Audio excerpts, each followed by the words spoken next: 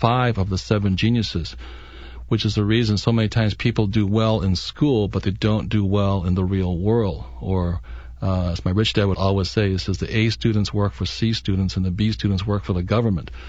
And it's oftentimes the C students, and it's the C students who have a broad or a general type of intelligence developed, and a lot of times the people who do very well in school are very focused on one, academic intelligence or reading intelligence only. Would you agree with that? I do agree with that. And the one of the intelligences that have just in the last 5 years been acknowledged is that of emotional intelligence. And a man named Daniel Goleman has written a book called Your Emotional IQ. I just read in Arizona Republic today that the U.S. Marine Corps is teaching their Marine recruits about emotional intelligence. Now, why would they do that? One of the things that we know that most children who come through the public school, they end up being afraid to try new ways of learning. They're afraid of making mistakes. They're afraid of making mistakes. And so they basically learn out of a fear or an avoidance of making mistakes. And one of the things that emotional intelligence teaches you is how to deal with your fear and get through that fear and do it anyway. So that one of the things that you can learn to do is change the way you learn by learning in different ways. And one of the ways you can change that is to change from a fear of learning, a fear of making mistakes, to a fun-filled way of celebrating your mistakes, because it is out of the mistake that you can be motivated to find out what went wrong and therefore make a correction. And that's why, you've played Cash Flow with me several times. And the reason I created Cash Flow as a board game is when it comes to money, the biggest fear people have is losing it. And so what they do is become bill payers or become savers. Their emotion of fear says play it safe. So it's that fear that generates the thought in the brain that says play it safe. And so then the eyes start looking for safe, secure investments. The problem with safe, secure investments, they don't exist. And, mutual funds, everybody's in mutual funds. It's July 1998 as we talk today. The market keeps going up, and so everybody's riding the mutual fund craze, which are fundamentally amateur investors investing, hoping the fund manager knows more than they do. Which the problem with mutual funds, if the market goes up, they go up, and the market comes down, they come down also. And that's what the amateurs have not yet reconciled, is not the thought of it, but the horrible emotional fear and terror and anger and sadness. All those emotions happen to you when you lose big time. And I've lost so many times in my life, and that was one of the things my rich dad taught me. He said that losing was a part of winning. Anybody who tried only to win and never to lose could never, ever win. And in our school system, what we're taught is never to make mistakes. Now, that'd be like saying ride this bike but never fall off. And you can never, ever learn if you've been programmed or conditioned to never make a mistake. So the reason most people are not financially successful is emotionally and mentally. They've been conditioned to not make mistakes with money. So that's why cash flow was created, so that you could play the game with play money in an environment and learn and risk only play money versus real money. That's a really good point. And one of the advantages of learning through playing a game is that it is perceived as a game. And we know that when people participate in a game, that they are more likely to have fun.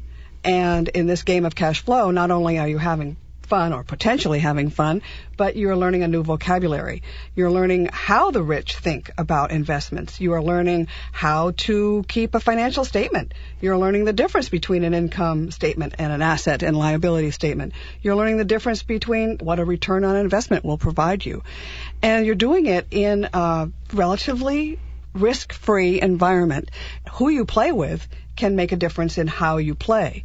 So one of the things that I recommend is that you play with people who are very different than yourselves. Play with people who are successful in investing. Play with people who aren't. Watch their strategies. Because basically, what we do when we're learning in a role-playing situation is the way we would play in real life. But it feels so risk-free. And we can become aware of our core beliefs by the way we play a game.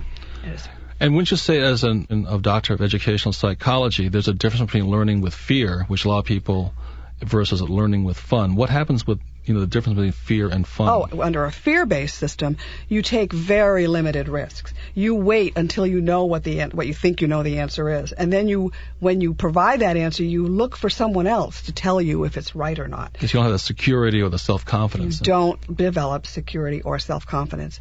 When you're operating out of a fun perspective, where even mistakes are perceived as an opportunity to have a different experience in a game, then you're much more likely to have an open mind about a different strategy. If you play within the framework of games, you automatically go into the experience knowing that you can have different strategies.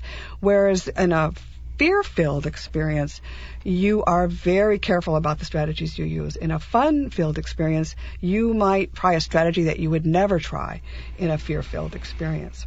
And that's why Daniel Goleman wrote the book Emotional Intelligence. And people who are masters of their emotions oftentimes do better in the real world than people who have done well academically but have been conditioned to not make mistakes, to be afraid of it, to be fearful of making a mistake, all those things. So that's why one of the best things my rich dad told me says that if you're going to become a business owner and develop businesses, the chances are I'd probably go bankrupt 2 or 3 times. And so what happened, knowing that, I said, well, I may as well get started. And it wasn't this attitude of fearing failing. I realized that failing was part of the process of success. I built a nylon wallet business, and we were extremely successful one day and then bankrupt the next. My rich dad sat down, talked to me. He says, what mistakes did you make? Correct. And we fired out. We went roaring back up again and crashed again. He said, that's number 2. And I went, oh, my goodness.